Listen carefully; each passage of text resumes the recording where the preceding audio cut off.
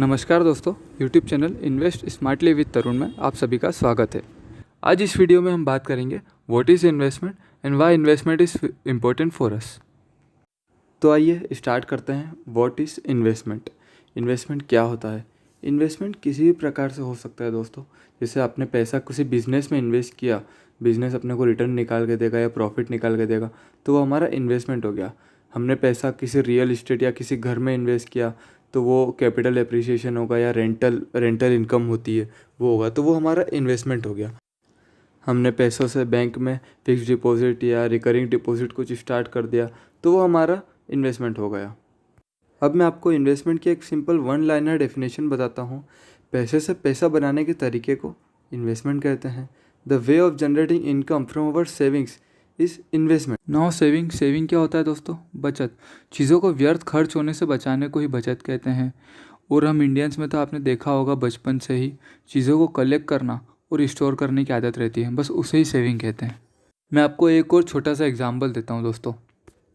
Piggy bank, गुल्लक। आप सभी लोगों ने अपने लाइफ में कहीं ना कहीं इसको कभी ना कभी यूज़ किया होगा। क्या था ये? सेविंग करने का एक जरिया था। हमें जो भी पैसे मिलते थे, हमें पेरेंट्स से कुछ पॉकेट मनी मिलती थी या कोई तो अच्छे रिलेटिव्स थे जो पैसे भी दे दिया करते थे, तो वो पैसा हमें जब भी मिलता था तो हम उसमें डाल दिया करते थे, जिससे वो पैसा हमारा सेव हो जाता था। अब देखिए, हम देखते हैं कि उसके क्या क्या फ़ायदे थे। हमें जो भी पैसा मिलता था हम उसमें डाल दिया करते थे, तो उससे हमारा पैसा प्रोटेक्ट हो जाता था, मतलब खर्च होने से बच जाता था।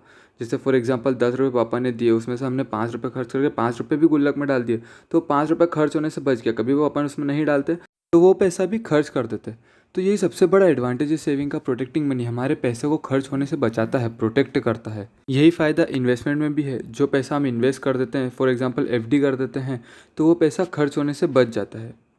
अब देखते हैं उसका दूसरा फ़ायदा क्या था। उसका दूसरा सबसे बड़ा फ़ायदा ये था कि अब जब भी हमें कुछ इमरजेंसी पड़ती थी, जब भी हमें कुछ पैसों की ज़रूरत पड़ती थी, तो हमारे पास रहते थे, हम उसमें से यूज़ करके कुछ भी सामान ला सकते हैं। जैसे फॉर एग्जांपल हमें पेरेंट्स के लिए गिफ्ट लाना है, तो अब पेरेंट्स से पैसे तो मांगेंगे नहीं, तो हमारे पास गुल्लक होता था, हम उसे तोड़ते थे, हम जो भी उसमें से पैसे निकलते थे उसके हिसाब से हम गिफ्ट ले आते थे।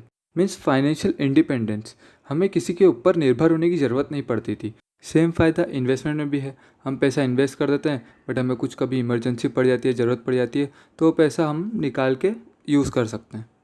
बट दोस्तों, मैं आपको अगर बताऊं कि सेविंग या पिगी बैंक का एक बहुत बड़ा डिसएडवांटेज है, और वो ये है कि सेविंग या पिगी बैंक में रखा हुआ पैसा ग्रो नहीं होता है। मतलब अगर मैं 100 रुपीज़ एक साल पहले पिगी बैंक में डालता हूँ और आज निकालूंगा तो 100 रुपीज़ ही निकलेगा, और सेविंग बैंक अकाउंट के हिसाब से देख लूँ तो 103 रुपीज़ निकलेगा। बट इंडिया में महंगाई तो आसमान छू रही है, इन्फ्लेशन है, चीज़ों के भाव बढ़ते जा रहे हैं, मनी की वैल्यू उसी के साथ कम होती जा रही है। फॉर एग्जांपल 3 साल पहले हम 20 रुपये में कभी 4 समोसे ले आते थे, तो आज हम 20 रुपये में 2 ही समोसे ला पाते हैं। थोड़े टाइम बाद 20 रुपये में एक ही समोसा आएगा। बट अब क्या हो रहा है, हमने जो पिगी बैंक में 3 साल पहले 20 रुपये डाले थे वो आज 20 रुपये ही निकलेंगे।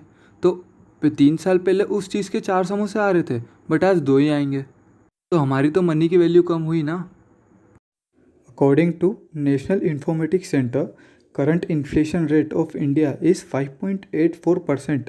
महंगाई का दर 5.84% है। मतलब एक साल पहले जो चीज़ हमें 100 रुपीज़ में मिल जाती थी, आज वही चीज़ लाने के लिए हमें 105.84 रुपीज़ चाहिए। इसलिए दोस्तों आपको इन्वेस्टमेंट करना ज़रूरी है। So investment is important to protect money, पैसों को बचाने के लिए, टू बीट इन्फ्लेशन को बीट करने के लिए, to achieve financial goals achieve करने के लिए, एंड फॉर टैक्स बेनिफिट। चलिए हम एक और छोटा सा एग्जांपल लेते हैं। फॉर एग्जांपल अभी आपकी एज है 25 और आप रिटायरमेंट प्लान कर रहे हैं 60 की एज में। अब रिटायरमेंट के बाद तो इनकम रहते नहीं है, बट एक्सपेंसेस तो रहते हैं, डे टू डे एक्सपेंसेस भी रहते हैं, राइट।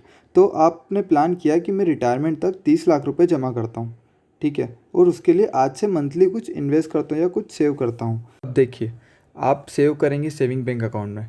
इंडिया में सेविंग बैंक अकाउंट पे 2 to 3% इंटरेस्ट मिलता है डिपेंडिंग ऑन बैंक। फिर भी हम मैक्सिमम 3% मान के चलते हैं कि हमें 3% के हिसाब से कितना पैसा सेव करा कि 60 की एज में हमारा वो 30 लाख हो जाए। तो 4040 मंथली आपको इन्वेस्ट करना पड़ेगा at the rate of 3%। 30 lakh कभी आपको 60 की एज में इकट्ठे करना है तो, ठीक है। अब वही हम देखते हैं कि हमें इन्वेस्टमेंट कितना करना पड़ेगा। कभी वही चीज़ हम इन्वेस्ट करते हैं, मंथली इन्वेस्ट करते हैं, तो कितना करना पड़ेगा। इन्वेस्टमेंट में आपको मिनिमम 7% मिल जाता है। आप एफडी कर लीजिए या गवर्नमेंट ऑफ इंडिया का बॉन्ड कर लीजिए, उसमें आपको 7% मिल जाता है। तो आपको केवल 1660 per month, 1660 per month invest करना पड़ेगा 30 लाख 60 की एज में इकट्ठे करने के लिए। आपको ईयरली बताऊं तो अराउंड 48,000 के आसपास आपको सेव करना पड़ेगा ईयरली। और कभी इन्वेस्ट कर रहे हो आप तो वही आपको 20,000 पर ईयर के आसपास इन्वेस्ट करना पड़ेगा। अब आपको क्लियर हो गया होगा कि इन्वेस्टमेंट क्यों ज़रूरी है। चलो इस एग्जांपल में मैं एक और एड ऑन करता हूँ। फॉर एग्जांपल आप रिटायरमेंट ले रहे हैं 60 की एज में, बट आप इन्वेस्टमेंट स्टार्ट कर रहे हैं 40 की एज में, तो आपको कितना पैसा इन्वेस्ट करना पड़ेगा।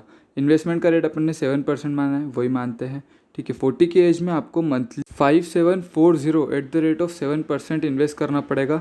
कभी आपको 60 की एज में 30 लाख रुपीज़ चाहिए तो ईयरली 70,000 के आसपास अमाउंट आता है इसका, ठीक है। तो आप लोगों को समझ में आ गया होगा कि इस इन्वेस्टमेंट क्यों ज़रूरी है और जल्दी स्टार्ट करना भी क्यों ज़रूरी है। तो दोस्तों अब क्वेश्चन आता है कि हमारे पास इन्वेस्टमेंट के लिए क्या क्या ऑप्शंस अवेलेबल हैं। Now what are the investment options available for us. देखिए मेजरली मैंने 8 इन्वेस्टमेंट ऑप्शंस निकाले हैं आप लोगों के लिए। सबका अपना अपना क्राइटेरिया है, किसी में रिस्क ज़्यादा है, किसी में कम है। जिसमें रिस्क ज़्यादा है उसमें रिटर्न के भी चांसेस ज़्यादा रहते हैं, रिस्क जिसमें कम है उसमें रिटर्न के भी चांसेस कम ही रहते हैं। तो इस हिसाब से 8 मेजरली मैंने आपके लिए इन्वेस्टमेंट एवेन्यूज़ निकाले हैं। तो आप उस हिसाब से फिर प्लान कर सकते हैं कि आपको कौन सा सूट होता है, राइट। तो फर्स्ट है FD and RD, fix deposit and recurring deposit. दोस्तों आज हम इन डिटेल तो नहीं जाएंगे इन ऑप्शन पे, but I will cover all the options in coming videos. तो हमारा अगला इन्वेस्टमेंट ऑप्शन है पब्लिक प्रोविडेंट फंड और नेशनल सेविंग सर्टिफिकेट, PPF और NSC। PPF अकाउंट आपने सुना होगा बहुत बार, बैंक में ओपन कर सकते हैं आप, right. Next option is gold और सिल्वर। गोल्ड तो हम भारतीय लोगों का आपको पता है सबसे प्यारा इन्वेस्टमेंट है, गोल्ड में इन्वेस्ट करना, राइट। अगला ऑप्शन है रियल इस्टेट, प्रॉपर्टीज़ या कोई भी रियल इस्टेट में आप इन्वेस्ट कर सकते हैं। कोई सा फ्लैट परचेस करके रख सकते हैं, आपके पास लमसम पैसा रहता है तो। अगला ऑप्शन है बॉन्ड्स और डिबेंचर्स। बॉन्ड्स और डिबेंचर्स जो कंपनीज इशू करती है या गवर्नमेंट इश्यूज़ करती है, फिक्स इंटरेस्ट रेट रहता है, वो भी एक अच्छा ऑप्शन है, ठीक है। उसके अलावा stocks and equity shares. Stocks and equity shares में आप इन्वेस्ट कर सकते हैं, थोड़ा रिस्क रहता है इसमें, तो उस हिसाब से आप इन्वेस्ट कर सकते हैं, ठीक है। अगला ऑप्शन है म्यूचुअल फंड और exchange traded fund. Mutual fund से तो बहुत आपने सुना होगा, SIPs mutual funds, exchange traded funds होते हैं जिसमें आप इन्वेस्ट कर सकते हैं। और लास्ट ऑप्शन है इंश्योरेंस पॉलिसीज़। टैक्स बेनिफिट और लॉन्ग टर्म इन्वेस्टमेंट के लिए आप इंश्योरेंस पॉलिसीज़ में इन्वेस्ट कर सकते हैं। Thank you for watching this video. I hope आप सभी लोगों को वीडियो पसंद आई होगी। तो लाइक करें, शेयर करें, सब्सक्राइब करें और बेल आइकॉन को दबाना ना भूलें।